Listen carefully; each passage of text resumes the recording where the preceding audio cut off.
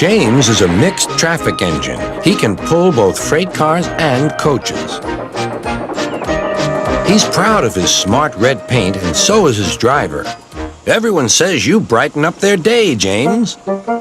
One morning, James whistled loudly at the other engines. Look at me. I am the smartest, most useful engine on the line. Rubbish, replied Thomas. We're all useful. Sir Topham Hatt says so, and he's head of the whole railway. You know what, James? Added Percy. What? Replied James. You're getting all puffed up. James huffed away. Later, he was still boasting. I'm the pride of the line.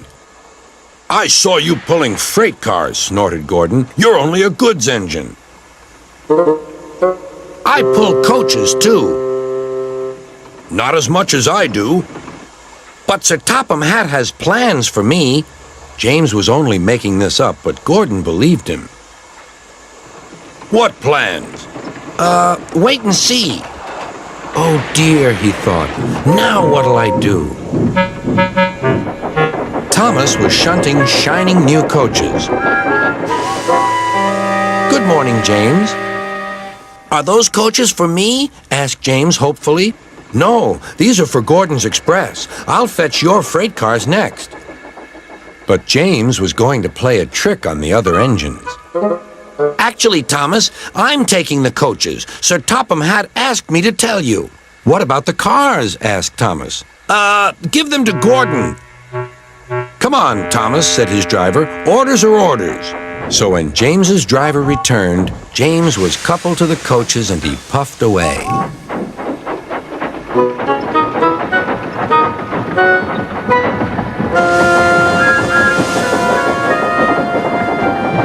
Thomas returned with the freight cars, and a few minutes later, Gordon arrived. Where's the express? Thomas told him about James, and so here are your cars. Gordon was very cross, and so was his driver.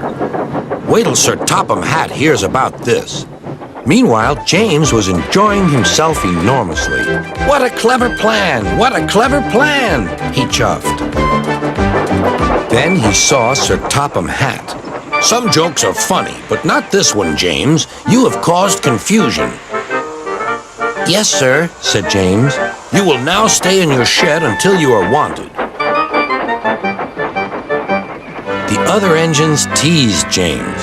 I wonder who'll be pulling the express today, said Gordon. I expect it'll be you, replied Henry. James is stuck in the shed for being silly.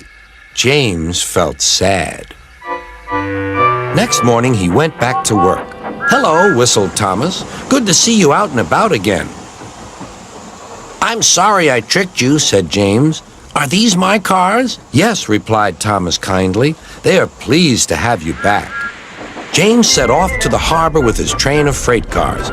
He bustled about all day, pushing and pulling them into place.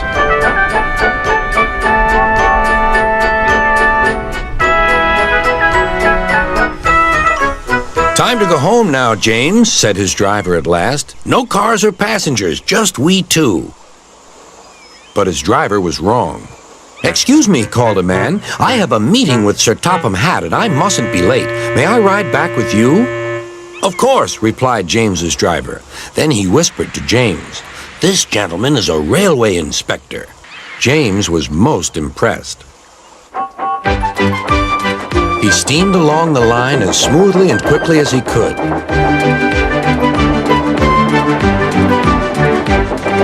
Sir Topham Hatt was waiting on the platform, and the railway inspector greeted him warmly.